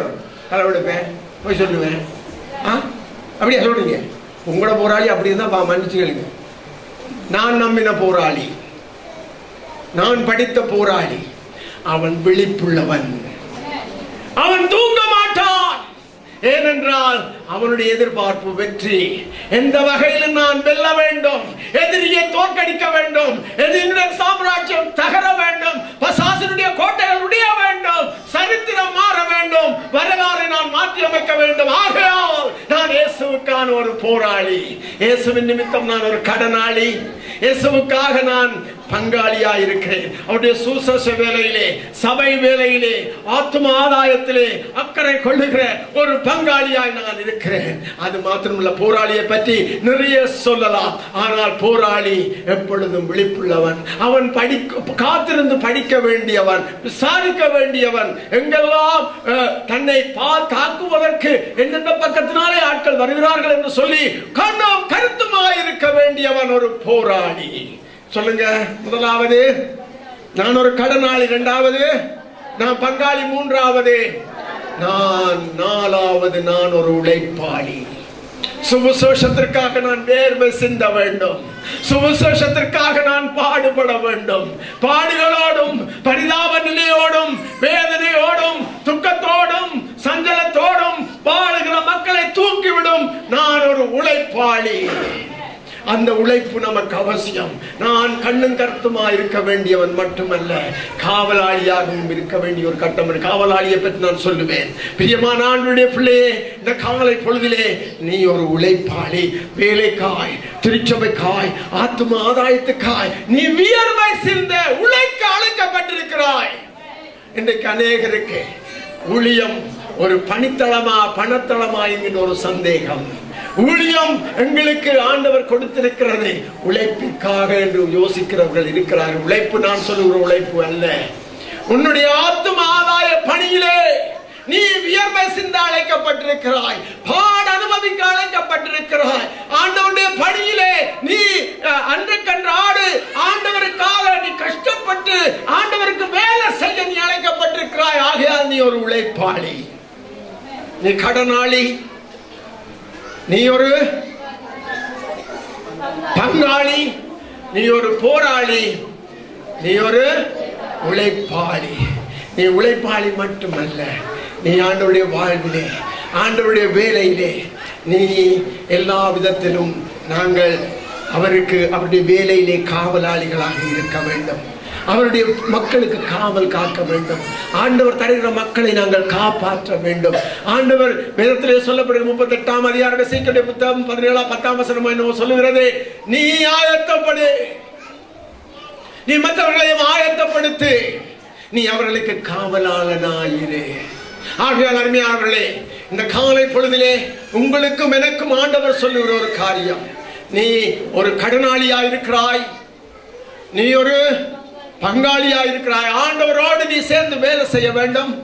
நீ ஒரு போராளியாயிருக்கிறாய். நீ உலகத்தோடும் மாம்சத்தோடும் இரத்தத்தோடும் நமக்கு போராட்டம் இல்லை. லோகத்தின் அந்தார சக்திகளோடு சுவிசேஷ பணி நிமித்தமாய் நமக்கு போராட்டம் உண்டு. அடுத்ததாக, நான் ஒரு உழைப்பாளி, எந்த வகையிலும் நான் பிரயாசப்பட அழைக்கப்பட்டிருக்கிறேன். நான் எல்லா வகையிலும் ஆண்டவருடைய வேலைக்காக ஆண்டவரே நான் பாடுபட அழைக்கப்பட்டிருக்கிறேன். சொல்ல முடியுமா? இன்னைக்கு எல்லாரும் சொல்றாங்க, வார பிரசங்கமாரெல்லாம் நான் கேட்டேன், பல பிரசங்கமார் இந்த நாட்களில் சொல்றாங்க, நீ இயேசுவை ஏற்றுக்கொண்டு பாரு, உனக்கு எல்லாமே நல்லா வந்துடும். நான் சொல்ல வரல அப்படி. இன்றைக்கு ஆண்டவருடைய சிலுவையை சலுகையாக பாவிக்க கூடாது. உனக்கு ஏதோ கிடைக்கும் என்பதற்காக, ஏதோ ஒரு சலுகை உண்டு என்பதற்காக நீ சிலுவையை எள்ளிநகையாட முடியாது. சிலுவை சலுகை அல்ல, அது சுமப்பதற்கு. சிலுவை சலுகை அல்ல, அது சுமப்பதற்கு. ஒருவேளை இந்த மதுரநாயம் போதர இந்த நாள்ல இப்படி ஒரு காரியத்தை சொல்றதுக்கு மகேந்திரன் போதரை அழைத்திருந்தார் என்றா நீங்க ஏமாற்றம் அடைந்தவர்களாக இருப்பீர்கள். என்ன சொல்லுகிற விளங்குதான்? இன்றைக்கு சொல்லப்பட வேண்டியவைகள் சொல்லப்பட்டே ஆக வேண்டும். நம்முடைய பாடுகள், நம்முடைய துக்கங்கள், வேதனைகளை அவர் சுமந்தது உண்மைதான். ஆனால் உடனடியாகவே நம்முடைய பாடுகள் இல்லாமல் போகும் என்று நான் சொல்ல வரவில்லை. நீ படிப்படியாக தேவனை போல் ஆறுவாய், மாறுவாய், ரட்சிப்பை பெற்றுக் கொள்ளுவாய். அந்த ரட்சிப்பு நாள்தோறும் வரும். ஆனால் பாடுகள் வராமல் போகாது. இந்த தசையிலே நாம் இருக்க மட்டும், இந்த பூமியிலே நாம் இருக்க மட்டும் நம்முடைய ரட்சிப்பு நிறைவேற வேண்டும் என்று நாம் பிரயாசப்பட வேண்டும் என்று வேதம் சொல்லுகிறது. உன்னுடைய பாடு ஒருவேளை இருக்கலாம், உன்னுடைய கஷ்டம் உனக்கு இருக்கலாம், உன்னுடைய தொந்தரவுகள் உனக்கு இருக்கலாம். ஆனால் இவற்றின் மத்தியிலும் நீ ஒரு பெரிய சமாதானத்தோடு இருப்பாய். இயேசு எனக்கு போதும் என்று சொல்லுவாய். ஓ, கப்பலின் அடித்தளத்திலே களைப்புடன் தூங்கும் அந்த கதறுகிற தெய்வத்தினுடைய சத்தம் கேட்டு அவர் களிப்புடன் வந்து உன்னை கரங்களில் ஏந்து அந்த கண்கொள்ளா காட்சியை நீ காண்பாய். ஏனென்றால் நீ பாடுகளின் மத்தியிலே போகிறாய். பரலோகத்தின் சொகுசான வாழ்க்கை வாழுகிறவர்களுக்கு அவ்விதமான ஒரு அனுபவத்தை பெற்றுக்கொள்ளவே முடியாது. ஹல்லேலூயா. யோசிக்கிறீங்களா? இன்னைக்கு ரொம்ப கடினமாக கிடக்கு, இவ்வளவு தூரம் கூட்டிட்டு வந்து இப்படி ஒன்று சொல்ல. உண்மையை சொல்லுகிறேன் பிரியமானவர்களே, பாட அனுபவித்தவர்கள் பலரால் தான் நாங்கள் இன்றைக்கும் பரிசுத்தவான்களாய் வாழுகிற பாக்கியம் கிடைத்திருக்கிறது. ஒருவேளை உனக்கு பணம் இல்லாமல் இருக்கலாம், செல்வம் இல்லாமல் இருக்கலாம், சிறப்பு இல்லாமல் இருக்கலாம், செல்வாக்கு இல்லாமல் இருக்கலாம், அந்தஸ்து இல்லாமல் இருக்கலாம், பட்டம் இல்லாமல் இருக்கலாம், பதவி இல்லாமல் இருக்கலாம், மேன்மை இல்லாமல் இருக்கலாம், புகழ் இல்லாமல் இருக்கலாம். ஆனால் வேதம் சொல்லுகிறது பாட அனுபவிக்கிறவனுக்கு பங்குண்டு. அதனால் தான் அந்த பக்தன் ஆக்ரோஷமாக பாடினான். அல்லேலூயா என்று சொல்வதற்கு மாறாக அவன் அல்லேலூயா என் ஆண்டவர் என்னை தாங்குகிறார் என்று சொல்லி பாடினான். அதைத்தான் நான் இன்னொரு விஷயம் உங்களுக்கு பாடட்டுமா? கப்பலின் அடித்தட்டில் களைப்புடன் தூங்குவார், கதறு முன் சத்தம் கேட்டால் கடல் தன்னை அமர்த்துவார். விடுவாளோ பிள்ளையை தாய் மேதினியில் தனியே மெய்ப்பரனை தினம் ஸ்தோத்தரித்திருப்பாயே. ஒரு போதும் மறவாத உண்மை பீதாவிருக்க உனக்கென்ன கூரை மகனே. இந்த பாடல் கேட்டிருக்கீங்களா? எவ்வளவு அருமையான கருத்தாளம் மிக்க பாடல். அந்த பாடல் பாடினவர் சொல்லுகிறார், எனக்கு என்ன வந்தாலும் பரவாயில்லை, எனக்கு ஒரு நிச்சயம் ஒன்று இருக்கிறது. என் ஆண்டவருடைய கையில் நான் இருக்கிறேன். கடல் மேல் நடந்தவருடைய கை என்னோடு இருக்கிறது. குஷ்டரோகிகளை கூசாமல் தொட்டவருடைய கை என்னோடு இருக்கிறது. நாயின் பட்டணத்து விதவையனுடைய பாடியை தொட்டு குமாரனை குணமாக்கி எழுப்பிவிட்டவருடைய கை என்னோடு இருக்கிறது. லாசருவே வெளியே வா என்று சொல்லி அவனை அவிழ்த்து விடுங்கள் என்று சொன்ன அந்த ஆண்டவருடைய கை என்னோடு இருக்கிறது. ஆண்டவரை நேசிக்கிற பிள்ளையே, தன் வாழ்க்கையிலே நீ மனம் திரும்பி மன்னிப்பு கோரி இயேசுவை ஏற்று சாட்சியாய் வாழ்ந்து ஞானஸ்நானம் பெற்று சபையிலே சேர்ந்து நீ பரிசுத்தமாய் வாழ்வாயானால் அதற்கு நிகரான வாழ்க்கை பூமியிலே எங்குமே இல்லை. இதை நான் துணிவாய் சொல்லுவேன். இதை நான் துணிவே சொல்லுவேன். 7 படிகள், 7 படிகள் விரும்பினவர்கள் குறித்துக் கொள்ளுங்கள். மனம் திரும்ப வேண்டும், மன்னிப்பு கேட்க வேண்டும், இயேசுவை ஏற்றுக்கொள்ள வேண்டும், நாம் சபையிலே சேர வேண்டும், ஞான ஸ்நானம் பெற வேண்டும், ஆவியிலே நிறைய வேண்டும், பரிசுத்தமாய் வாழ வேண்டும். பிரியமான தேவனுடைய பிள்ளை, இந்த 7 காரியத்தை நீ செய்வாயானால் நீ அஞ்ச வேண்டியது ஒருவர் மட்டுமே, உன் ஆண்டவராகிய இறைவன். நீ வேறொன்றுக்கும் அஞ்ச வேண்டிய அவசியமே கிடையாது. ஆகவே திரும்ப சொல்லுவோம், கடனாளி, பங்காளி, போராளி, உழைப்பாளி, காவலாளி இல்லை என்றால் நீ ஒரு குற்றவாளி. இல்லை என்றால் நீ ஒரு குற்றவாளி. பவுல் சொல்லுகிறான், நான் சுவிசேஷத்தை பிரசங்கியாதிருந்தால் நல்லவளை நான் சொல்லல. சொல்லுங்க பாப்பா, சுவிசேஷத்தை அறிவிக்காதிருந்தால் போதரமோடு சேர்ந்து சொல்லுங்க. சுவிசேஷத்தை அறிவியாதிருந்தால் எனக்கு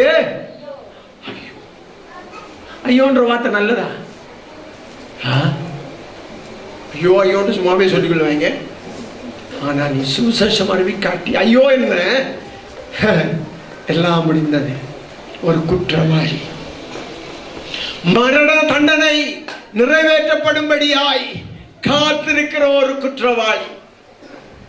நீ சுவிசேஷம் அறிவித்து பார், மனமகிழ்ச்சியின் மணவாளனாய் மணவாளியாய் மாறுவாய். ஹல்லேலூயா. சுவிசேஷம் அறிவித்து பார், நீ ஒரு மணவாளனாய் மணவாளியாய் மாறுவாய். ஏனென்றால் ஆண்டவர் அதற்காக காத்திருக்கிறார். என்னுடைய திருச்சபையை நான் கூட்டிக் கொண்டு போவேன். அவர் வருவார் மாலையிலே, அவர் என்னை கயிறம் அசைத்து என்னை கூட்டிக் கொண்டு போவார். பாடுவோம் அந்த பாட்டு. அவர் வரும் நாளிலே என்னை கரம் அசைத்து அன்பாய் கூப்பிட்டு சேர்த்து கொள்வார். அவர் சமூகமதில் அங்கே அவருடனே ஆடி பாடி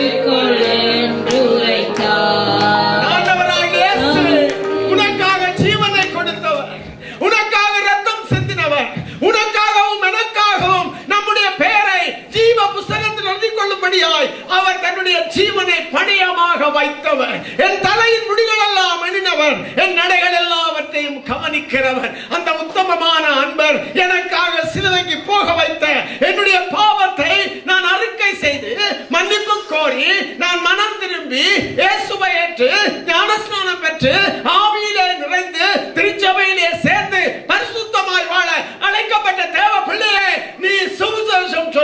பாக்கியசாலி, நீ ஒரு பாக்கியசாலி, பாக்கியசாலி.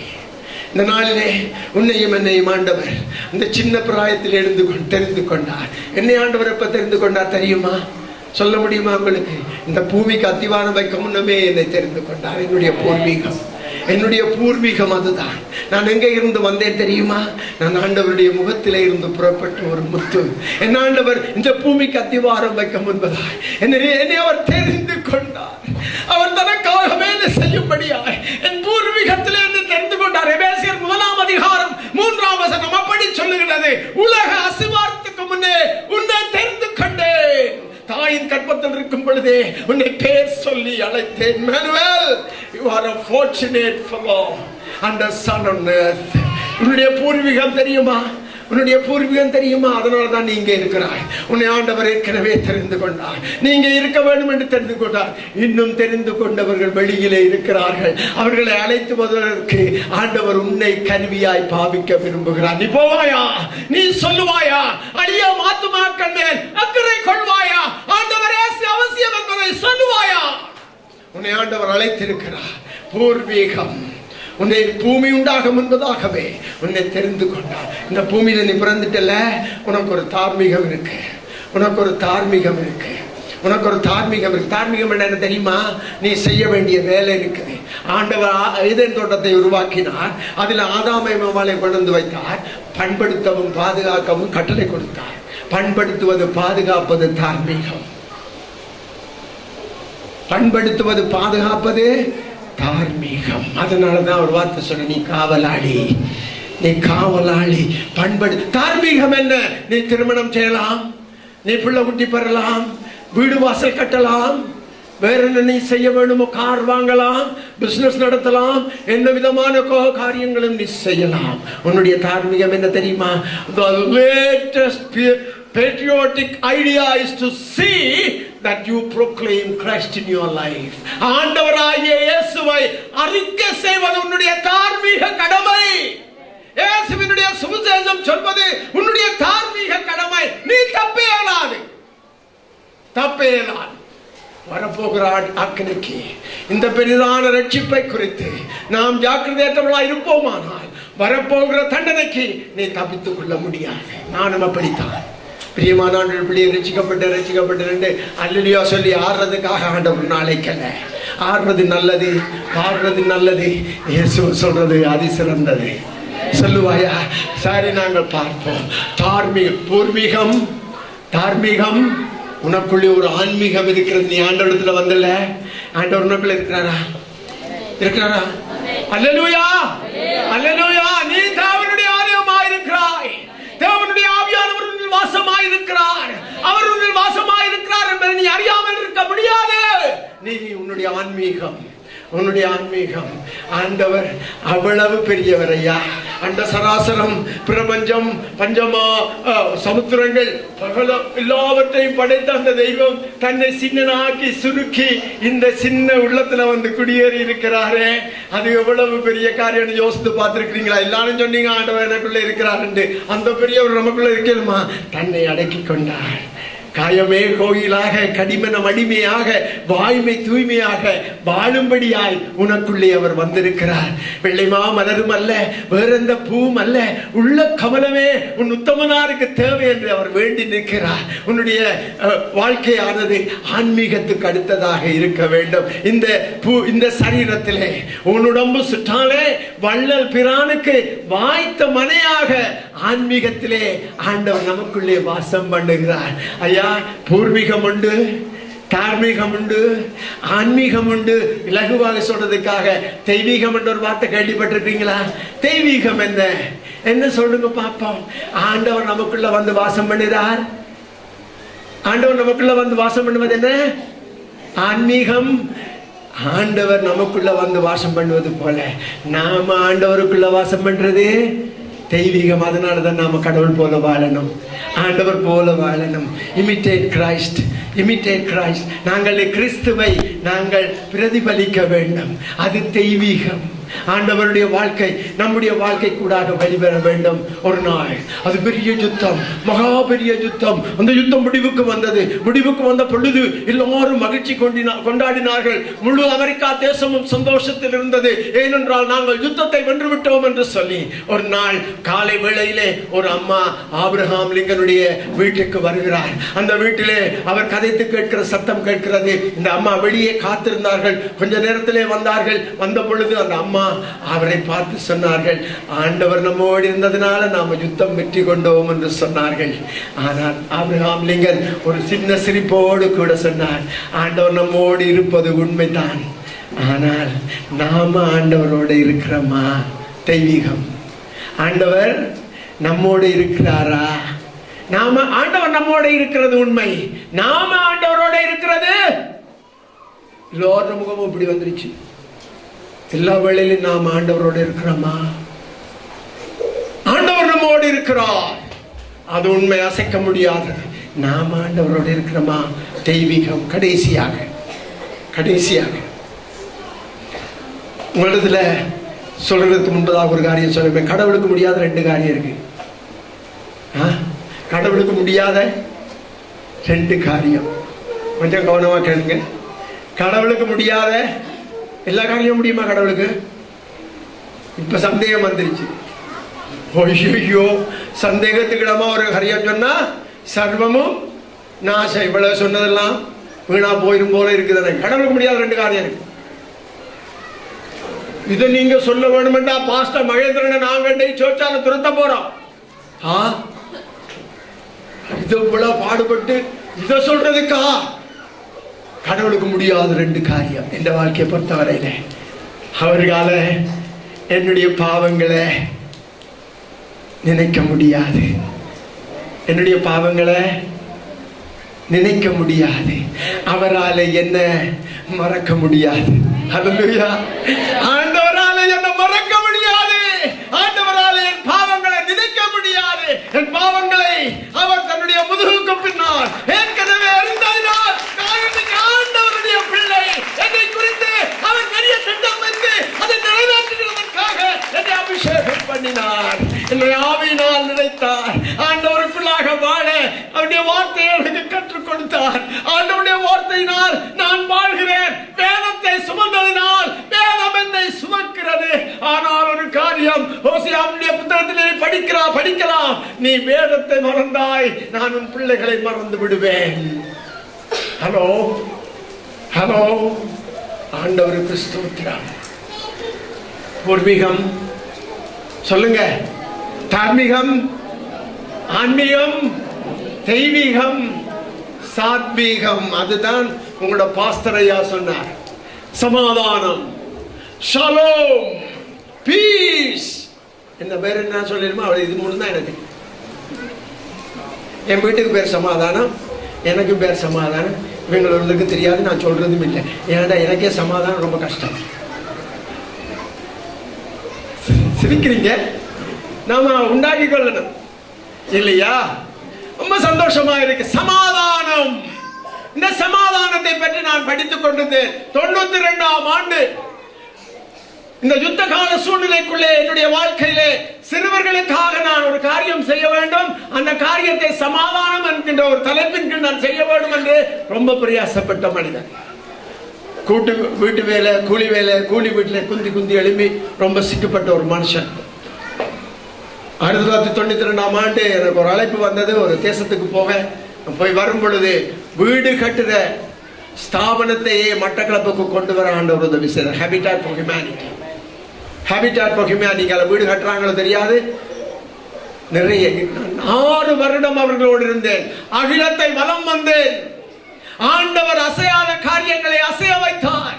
தேவ திட்டம் நிறைவேறும்படியாய் இந்த 4 முழ துண்டு கட்டிட்டு தொண்டு செய்யற மனுஷனை பாவித்தார். சந்தோஷமா இருக்கிறது. ஆண்டவர் பெரிய காரியம் செய்தார் நம்முடைய வாழ்க்கையிலே. அருமையான ஆண்டுடைய பிள்ளையே, நீ தனியாக அல்ல. நீ பூர்வீகத்தை அறிந்து கொள்வாயானால், உன்னுடைய தார்மீகத்தை அறிந்து கொள்வாயானால், உன்னுடைய ஆன்மீகம் எவ்வளவு என்று அறிந்து கொள்வாயானால், உன்னுடைய வாழ்க்கையின் தெய்வீகம் எந்த மட்டத்தில் இருக்கும் என்று நீ யோசிப்பாயானால், ஆத்மீகம் உண்மையானது, அது நிலைவரமானது. சமாதானம் உன்னுடைய சொத்தாக மாறும். ஹல்லேலூயா. சமாதானம் என்றால் என்ன? சொல்லுங்க பாப்போம். Give me a definition for peace. If there is anyone who can understand me, I'm going to speak few words in English. I hope that எனக்கு இங்கிலீஷ் சரிபட சொல்றதுக்காக வரல. And there will be a few words that I can talk to you. சமாதானம் என்ன? சமாதானம் brother, பக்கத்துல சமாதானம் brother, எங்க கோயிலும் சொல்லுவானுங்க.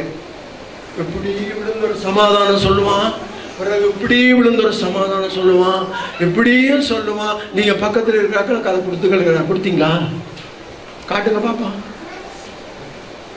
சமாதானம் என்ன? உலகம் தர முடியாத சமாதானம் ஆண்டவர் கொடுக்கிறார். சொல்ல முடியுமா சமாதானம் என்னன்னு?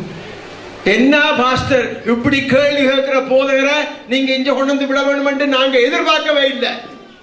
சமாதானம் என்ன? சமாதானம் என்ன? என்ன எல்லாரும் பாக்குறீங்க? நான் தமிழ்ல ஒரு பழமொழி சொல்றேன், கோய்க்க மாட்டீங்களா? சிதம்பரம் சக்கரத்தை பேய பார்த்த மாதிரி பாக்குறீங்க. சமாதானம் என்ன? நான் பெருசா இந்த கண்கள் எல்லாம் மூடி அப்படிலாம் செய்ய மாட்டேன், அப்படிதான் பேசுவேன். குரந்தை காலிங்க. சமாதானம் என்ன? சமாதானத்தை இங்கிலீஷ்ல எப்படி சொல்லுவாங்க? பீஸ் என்று சொல்லுவாங்க. தங்கி தங்கச்சி பீஸ் என்று சொல்லுவாங்க. சிங்களத்தில் என்ன சொல்லுவாங்க? சமாதானிய சமாதானிய இல்லையா? 3 பாஷையில எனக்கு தெரிஞ்ச 3 பாஷை தான். ஷாலோம்னு சொல்லுவாங்க, அது ஹீப்ருவா? ஹீப்ருவில் ஷாலோம்னு சொல்லுவாங்க. சரியா? பீஸ் இங்கிலீஷ் வார்த்தையில மஞ்சள் எழுத்து இருக்கு. PEACE. சரியா? விளங்குதா? சமாதானம் அஞ்செழுத்து. சமாதானய சமாதானய அஞ்செழுத்து தான். 3 பேர் ரொம்ப சந்தோஷம் எனக்கு. இப்ப இது என்னடான்னு நான் பார்க்க யோசித்தேன். இந்த சமாதானம்டா என்ன, சமாதானம்டா என்ன எனக்கு யோசிச்சுக்கிட்டேன். புத்தகங்களை படிச்சுட்டு போனேன். மார்ட்டின் லூத்தர் கிங் கேள்விப்பட்டிருக்கீங்களா? அவரு மார்ட்டின் லூத்தர் கிங் சொன்னாரு, absence of violence is peace. ஆயுத வன்முறையற்ற சூழ்நிலை சமாதானம். அவர் சொன்னார். எனக்கு அது பிடிக்கல. அவரை சுட்டாங்க, பீடத்தட்டை வச்சு சுட்டாங்க. கருப்பின மக்களுக்கு விடுதலை கொண்டு வரணும் போராடினவர்களில் 68ஆம் ஆண்டுகளில் மார்ட்டின் லூத்தர் கிங் ஒரு மகத்தான ஒரு பிஷப், பேப்டிஸ்ட் மிஷன் பிஷப். எனக்கு எங்களோட திருச்சபையை சார்ந்த ஒரு நபர். அது எனக்கு பிடிக்கல. Sense of violence. இப்ப நம்மளெல்லாம் துப்பாக்கி எல்லாம் இல்லாம போயிருச்சு. சமாதானம் இருக்கா? துப்பாக்கி எல்லாம் நீ படிச்சாத்தான் இல்லை. அதெல்லாம் சமாதானம் இருக்கா? இருக்கா? இருக்கன்னு சொல்லுங்க. இல்லையா? இல்லைன்னு சொல்லுங்க. இருக்கா? இல்ல. ஒத்துக்கிறேன். மதர் தெரேசா செக்கோஸ்லோவாக்கியாவிலிருந்து பிறந்தா, இந்தியாவுக்கு வந்தா, பிள்ளைகள் எல்லாரும் தூக்கி எடுத்தா, இடுப்புல அடிச்சா, கொண்டே வளர்த்தா, எல்லாத்தையும் செஞ்சு முடிச்சிச்சு. சொன்னா peace begins with a smile. அண்ணா ஸ்மைல். ஸ்மைலாக இருக்கீங்களா? ஸ்மைலாக்க வருது இல்லையா? இருக்கிறாங்க. ஸ்மைல் சிரிப்பு அல்லது புன்முறுவலோடு சமாதானம் வருது என்று சொன்னார்கள். எல்லாரும் தான் சிரிக்கிறோம். இப்ப நீங்க எத்தனை வரை சிரிக்கிறீங்க? சமாதானம் வந்துச்சா? கிளுகிலன்னு சிரிக்கிறீங்க. சமாதானம் வந்துருச்சா? வரல இல்ல. அதுவும் முடிஞ்சிருச்சு. பிறகு 27 வருஷம் ஒருத்தனை போட்டானுங்க. கருப்பன்களுக்கு விடுதலை கொண்டு சொன்ன உடனே 27 வருஷம் கொண்டே சிறையில அடைச்சு விட்டாங்க. யாருன்னு யார சொல்ல போறது தெரியுமா? யார் தெரியுமா? நெல்சன் மண்டேலா, ஆப்பிரிக்க விடுதலை இயக்கத்தினுடைய தலைவர். 27 வருஷம் சிறையிலிருந்து வெளியே வந்து சொன்னார், மன்னிப்போம் மறப்போம், மன்னிப்போம் மறப்போம், சமாதானம் வந்ததா? திருப்பி கடைசியாக நான் போனேன் யுஎன்னுக்கு. யுஎன் என்றவன் சொல்றான், உலகத்தில் உள்ள எல்லாருக்கும் உரிமை என்றா சமாதானம் தான். சமாதானமா வருது. இப்பயும் ஜெனிவால சண்டை தான் பிடிக்கும். இப்பயும் நடந்துட்டு தான். ஜெனிவால சண்டை நடக்கும். எல்லாத்தையும் வச்சுக்கொண்டு நான் துவங்கினேன் படிக்கிறதுக்கு. கொஞ்சமா படிக்க பார்த்தேன். 5 வெகு விரைவா முடிச்சிருவேன். பாருங்க, எல்லாரும் பாக்குறீங்க, இந்த மனுஷன் நிப்பாட்ட மாட்டானா, என்னடா இவனுக்கு யாரா மைக்க கொடுத்த கையில் அப்படின்னு யோசிக்கிறீங்க. பரவாயில்ல, நிப்பாட்டிடுவேன். 5 காரியங்கள். P. The letter P stands for proclaiming God's love in Jesus Christ to humanity. மனுக்குலத்தை ஆண்டவராகிய இயேசு அன்பு செய்கிறார் என்று சொல்வது சமாதான ஆரம்பம், முதல் எழுத்து. P. P stands மனுக்குலத்தை நேசிக்கிறார். அதன் அத்திவாரத்தில் கட்டப்படுவது equipping God's community. நீ இயேசுவை சொல்லுகிறாய், ஜனங்கள் வருகிறார்கள், ஞானத்திலே மனம் திரும்புகிறார்கள், ஞானஸ்நானம் எடுக்கிறார்கள், ஆவியிலே நிறைகிறார்கள், சபையிலே இருக்கிறார்கள், சாட்சி சொல்லுகிறார்கள், பரிசுத்தமாய் வாழ்கிறார்கள். வந்தவர்களை பலப்படுத்தி திடப்படுத்தி எக்யூப் பண்ணி அவர்களை தயார் நிலைக்கு கொண்டு வருவது இரண்டாவது படிமுறை. equipping God's community. He stands for equipping God's community. தேவ ஜனம் தயார் நிலைக்கு கொண்டு வரப்பட வேண்டும். தயார் நிலையில் வைக்கப்படுகிறது ஒரு தேவ ஜனமாக திருச்சபை மாற வேண்டும். தயார் நிலை எதற்கு? ஒன்று சுவிசேஷம் அறிவிப்பதற்கு, இரண்டாவது இயேசு வருவதற்கு. ஹலோ ஹலோ, இயேசு வருவதற்கு தயார் நிலையில் நீ நானும் இருக்க வேண்டும். அதே வேளையில் சுவிசேஷம் சொல்வதற்கு நீயும் நானும் திருச்சபையே விழித்தெழ வேண்டிய காலம். PEA என்கிற எழுத்து, assisting the poor and the needy. I'm very fortunate to see this morning. இப்படி ஒரு பெரிய காரியத்தை பார்த்து என்னுடைய உள்ளம் குதூகலித்தது. தேவை உள்ளவர்களுக்கும், assisting the poor, ஏழைகள் மேல், தேவை உள்ளவர்கள் மேல் கருணை காட்டுவது சமாதானத்தின் மூன்றாவது படி. assisting the poor and the needy. என்னுடைய பெயராலே இந்த சிறியவர்களில் ஒருவனுக்கு நீங்கள் இதை செய்தீர்களோ அதை எனக்கு செய்தீர்கள். இந்த முறை கிறிஸ்துமஸுக்கு நீங்க உங்களோட பிள்ளைகளுக்கு வேண்டத போல இன்னொரு பிள்ளைக்காக வேண்டி கொடுத்து பாருங்க, அந்த வீட்டுக்காரங்க இயேசு வேண்ட வருவாங்க. செய்வீங்களா? நீங்க மட்டும் 750 ரூபாய்க்கு வேண்டாம 1500 ரூபாய்க்கு வேண்டாம 750 ரூபாய்க்கு வேண்டி இன்னொரு துணியை 750 ரூபாய்க்கு வேண்டி இன்னொரு பிள்ளைக்கு கொடுத்து பாருங்க. தேவனுடைய ஜனங்கள் சந்தோஷம். assisting the poor, ஏழைகளுக்கும் அந்த தேவை உள்ளவர்களுக்கும் நீ உதவி செய்து பார். இது சமாதானம். இது இல்லாம சமாதானம் வராது.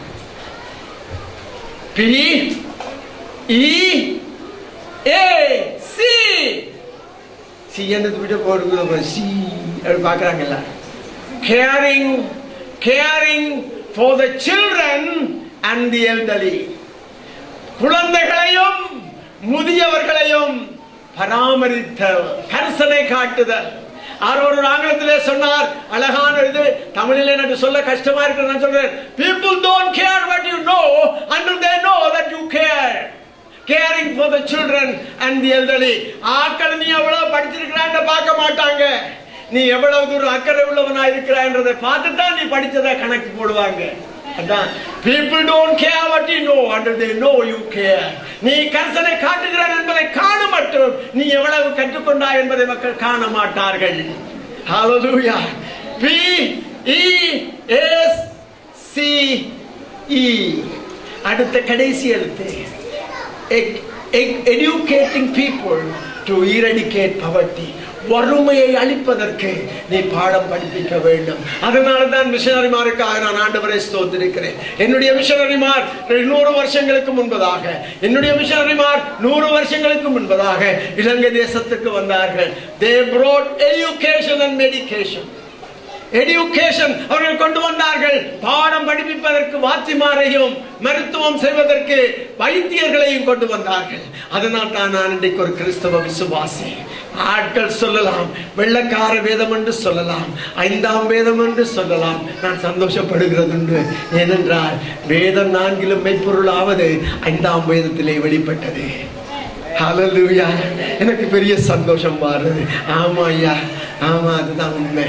இன்னைக்கு இந்த 5 காரியங்களை நீ செய்வாயானால் ஆண்டவருடைய பாதத்திலே கர்த்தர் எங்களுக்கு தந்திருக்கிற இந்த வசதியை, வாய்ப்பை பயன்படுத்தி இயேசுவை சொல்லுங்கள், இயேசுவை எடுத்து சொல்லுங்கள். நீ பெரிய சுவிசேஷம் என்ன, நீதி செய்ய சட்டம் தேவையில்ல, சுவிசேஷம் சொல்ல பட்டம் தேவையில்லம்மா. பிள்ளைங்கதான் என்ன சொல்றேன்னு, என்னை ஆண்டவர் பார்த்து நீ PhD ஒன்று பாஸ் பண்ணி வெர்ஜீனியா யூனிவர்சிட்டியில வந்தா தான் உனக்கு சுவிசேஷம் சொல்லலாம்னு சொன்னா நான் சொல்லியிருக்கவே மாட்டேன். ஒரு பட்டம் டாக்டர் அப்படி கலாநிதி அப்படி வந்தா தான் நீ சுவிசேஷம் சொல்லலாம்னு சொல்லியிருந்தா சொல்லவே முடியாது. படிக்க நீ பட்டம் பெறவே, இப்ப பட்டம் பெற கூட முடியாது. ஹalleluya. நீதி செய்ய சட்டம் தேவையில்லை, சுவிசேஷம் சொல்ல பட்டம் தேவையில்லை. சொல்லிப்பார். இயேசுவை பற்றி சொல்லுகிறவர்கள் இருக்கிறார்கள், ஆனால் நீ இயேசுவை சொல்லிப்பார். உனக்கு பின்னால் 1000 பேர் வருவார்கள். இறுதியாக நாம் எல்லாரும் எழுந்திருக்க போகிறோம். ஆண்டவருடைய பாதத்திலே நம்ம ஒப்பு கொடுக்க போகிறோம். ஆண்டவரே, என்னுடைய வாழ்க்கையை நீர் பாரும். ஆண்டவரே, என்னுடைய வாழ்க்கையை நீர் பாரும். ஆண்டவரே, நான் உம்முடைய சமூகத்துக்கு வருகிறேன். ஒரு ஊரில் ஒரு மிஷனரி கன்வென்ஷன் நடந்தது. அந்த மிஷனரி கன்வென்ஷனுக்கு முன்பதாக ஒரு பெரிய அந்த பட்டணத்திலே நீர்ச்சுனை பாய்கிற ஒரு காரியம் இருந்தது. நீர்ச்சுனைகள் பாய்ந்து கொண்டிருந்தது. நீர்ச்சுனைகள் 4 பக்கமாக 4 நீர்ச்சுனைகள் பாய்ந்து கொண்டிருந்தது. அந்த 4 நீர்ச்சுனைக்கு கீழாகவும் 4 பெண்கள் குடங்களை வைத்துக் கொண்டிருந்தார்கள். ஒருதி வைத்திருந்த குடம் அடியினாலே துவாரமாயிருந்தது. மற்றொருதி வைத்திருந்த குடம் தலைகீழாக பிடிக்கப்பட்டிருந்தது. இன்னொருதி வைத்திருந்த குடம் தூரத்திலே பிடிக்கப்பட்டிருந்தது. இன்னொரு குடம் சரியான இடத்திலே இருந்தது. 4 சுனைகளும் ஓடிக்கொண்டுதான் இருந்தது. 4 குடங்களும் இருந்தது உண்மைதான். 4 பெண்கள் அங்கே நின்றது உண்மைதான். ஆனால் ஒரு குடம் மட்டும் உபயோகமாயிருந்தது. அந்த குடம் சரியான இடத்திலே, அந்த குடம் தலைகீழாக இல்லாமல், அடியிலே துவாரம் இல்லாமல், விலகி இல்லாமல் நேரே விழுந்ததினால் அந்த குடம் நிரம்பி வழிந்தது. அந்த வழிந்ததினாலே அநேகர் பிரயோஜனப்பட்டார்கள். இன்றைக்கு நீ உன்னுடைய குடமாகிய வாழ்க்கையை எந்த இடத்திலே பிடித்திருக்கிறாய்? கண்களை மூடிக்கொள்ளுவோம். ஆண்டவரிடத்திலே கேட்போம். ஆண்டவரே, என்னுடைய குடம் விலகி இருக்கிறதா? உம்முடைய திட்டத்திலே இருந்து, உம்முடைய சித்தத்திலே இருந்து, இயேசுவை அறிவிப்பதிலிருந்து நான் விலகி இருக்கிறேனா? ஆண்டவரே, ஆண்டவரே, நான் வந்திருக்கிறேன். என்னுடைய குடம் சரியான இடத்திலே இருக்கிறது. நான் சரியாக பிடித்திருக்கிறேன். ஆனால் ஆண்டவரே, என்னுடைய வாழ்க்கையாகிய குடம் அடியிலே துவாரமாயிருக்கிறது. என்னுடைய வாழ்க்கையில விழுகிறதெல்லாம் வெளியிலே போகிறது. ஆண்டவரே, நான் அப்படி இல்லாமல் இருக்கிறதை காத்துக்கொள்ளும் என்று கேட்போம். இன்னொரு குடம் இருக்கிறது, நீ முடிந்தால் என்னை நிரப்பி பார் என்று சொல்லி அந்த பெண்ணானவள் அந்த குடத்தை சரியாக பிடித்திருக்கிறாள். ஆனால் சரியான இடத்திலே பிடிக்கவில்லை. சரியாக பிடித்திருந்தாலும் சரியான இடத்திலே பிடிக்க வேண்டும். குடம் நிறையாமல் இருந்தது. பிரியமான ஆண்டவருடைய பிள்ளையே, இந்த காலை பொழுதிலே உன்னுடைய குடமா, உன்னுடைய வாழ்க்கையாகிய குடம் ஒருவேளை சரியாக இருக்கும், குடமும் சரியாக இருக்கும், ஆனால் இருக்க வேண்டிய இடத்திலே உன்னுடைய வாழ்க்கை இல்லை. யோசித்து பார். 4வது குடம் சரியான இடத்திலே தண்ணீர் விழுகிறதுக்கு நேராக துவாரம் இல்லாத வாழ்க்கையாக உன்னுடைய வாழ்க்கை அமையட்டும். சுவிசேஷ பணியை நான் நிறை குடமாக மாறி மற்றவர்களுக்கு எடுத்து சொல்லுகிற ஒரு சமாதான கருவியாக நான் வெளிக்கிட போகிறேன். ஆண்டவரே, சமாதானம் என்றால் என்னுடைய வாழ்விலே ஆண்டவரே இயேசுவை சொல்லுவேன். சமாதானம் என்றால் ஆண்டவரே திருச்சபையை நான் ஒழுங்காக கவனிப்பேன். சமாதானம் என்றால் ஆண்டவரே ஏழைகளையும் அனாதைகளையும் நான் விசாரிப்பேன். சமாதானம் என்றால் ஆண்டவரே முதியோரையும் குழந்தைகளோடும் நான் கூட இருப்பேன்.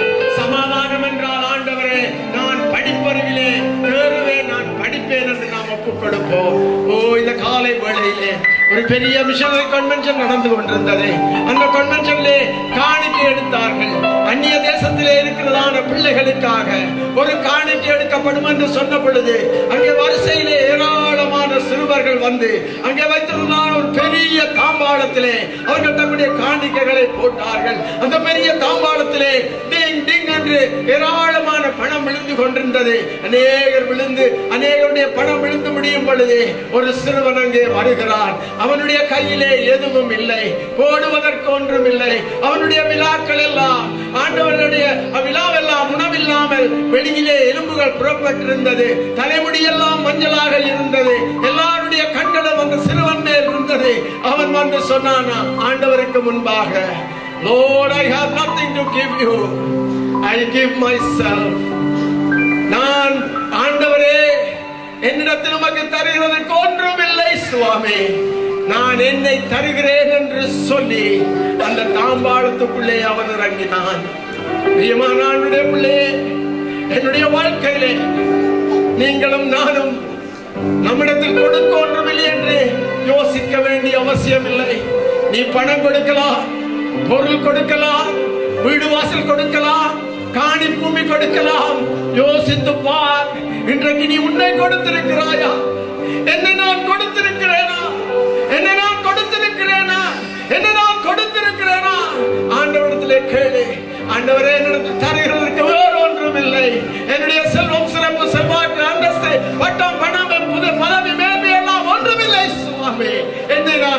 சொல்லுகிறேன், ஊழியத்திற்காக, சுவிசேஷ பணிக்காக என் ஆண்டவரே நீர் சிலுவையிலே பட்ட பாடு, ஆண்டவரே நீர் அந்த கோர காட்சியை நான் கண்ட பிற்பாடும் இந்த ஊழியத்திற்காக நான் என்னை ஒப்புக் கொடுக்காமல் இருக்க முடியாது சுவாமி. ஆண்டவரே நீர் எனக்காக கோர சிலுவையிலே பட்ட பாட்டை நான் பார்த்த பின்னும் நான் உமக்காக வேலை செய்ய என்னை ஒப்புக் கொடுக்காமல் இருக்க முடியாது ஆண்டவரே. அப்படி யாராகிலும் சொல்வீர்களே ஆனால், அப்படி யாராகிலும் சொல்வீர்களே ஆனால், உங்களுடைய நற்கருணை பந்தியிலே நீங்கள் பங்கு பற்றுகிறதுக்கு முன்பதாக என்னை ஆராய்ந்து பாரும் ஆண்டவரே. நான் என்னை ஒப்புக் கொடுக்கிறேன், ஊழியத்திற்காக நான் என்னை ஒப்புக் கொடுக்கிறேன், சுவிசேஷம் அறிவிக்க என்னை ஒப்புக் கொடுக்கிறேன் என்று சொல்லுகிறவர்கள் இந்த வேளையிலே நீங்கள் முன்னோக்கி வரலாம், முன்னோக்கி வரலாம். உலகோர் உன்னை பகைத்தாலும் உண்மையாய் அன்பு கூறுவாயா? சுகத்துக்காக வர வேண்டாம், எல்லாரும் ரட்சிக்கப்பட வேண்டும் என்று வர வேண்டாம். நான் ஊழியத்திற்கு என்னை ஒப்புக் கொடுக்க போகிறேன். வர இருக்கிற நாளெல்லாம் எஞ்சிய நாட்களை நான் கழுவி எடுப்பேன். இனிமேல் நான் இயேசுவுக்காக வாழ்வேன், அவருக்கு ஊழியம் செய்வேன் என்று யாராகிலும் இருந்தால், யாராகிலும் இருந்தால் தயவு செய்து முன்னாக வாருங்கள், முன்னோக வாருங்கள். உங்களுக்காக நான் ஜெபம் பண்ண போகிறேன். ஆண்டவர் அவிதமாக என்னோடு சொல்லுகிறார். என்னோடு இடைப்படும் அந்த ஆண்டவருடைய அருமையான வார்த்தை நிமித்தமாக உனக்கு சொல்லுகிறேன், நீ ஊழியத்துக்கு ஒப்புக் கொடுப்பாயா? இன்றைக்கு தேவை அதுதான், இன்றைக்கு தேவை அதுதான். ஆண்டவர் உன்னை நோக்கி பார்க்கிறார். என் மகன் மகள் எனக்காக வேலை செய்ய மாட்டார்களா என்று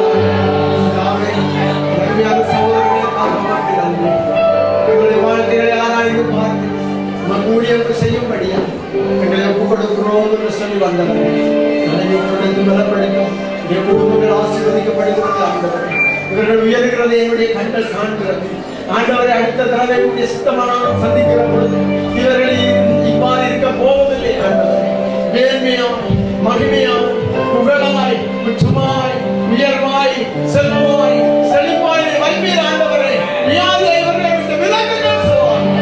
நீங்க இவர்களை விட்டு விலக்குங்கள். ஆண்டவரை நான் நிறைகள் ஆண்டவரை கருத்தில் ஒப்புக் கொடுத்து ஆசீர்வதிக்கிறோம். இயேசுவின் நாமத்தில் வேண்டுகிறோம் நல்ல பிதாவே. ஆமென்.